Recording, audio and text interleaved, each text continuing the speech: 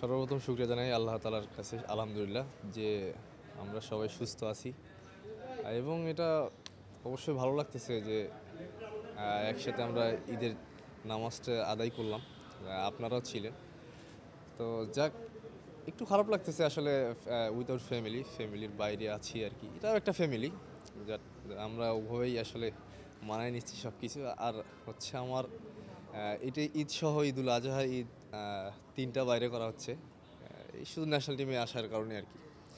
তো আলহামদুলিল্লাহ ওভারঅল যেহেতু এটাও ফ্যামিলি, সব কিছু আমাদেরকে মানায় নিতে হবে যেহেতু আমরা দেশকে রিপ্রেজেন্ট করতেছি। তো শুক্রিয়া আলহামদুলিল্লাহ। আমাদের মেন ফোকাসটা হচ্ছে যে আমরা ১০ তারিখ ইনশাল্লাহ সিঙ্গাপুরের বিপক্ষে একটা ভালো রেজাল্ট করে দেন আমরা ঈদ উদযাপন করব। না, তা তো অবশ্যই।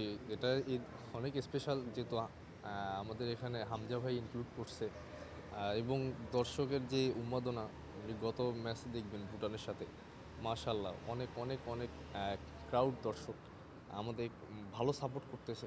ইনশাল্লাহ দর্শকের এই সাপোর্ট এবং আল্লাহর রহমত ইনশাল্লাহ আমরা সিঙ্গাপুরের সাথে ভালো রেজাল্ট করব। একটু ঈদ মোবারক জানিয়ে দর্শকদেরকে যদি একটা বার্তা হ্যাঁ, অবশ্যই সবাইকে ঈদ মোবারক, ঈদুল আজহার শুভেচ্ছা রইল। Thank you.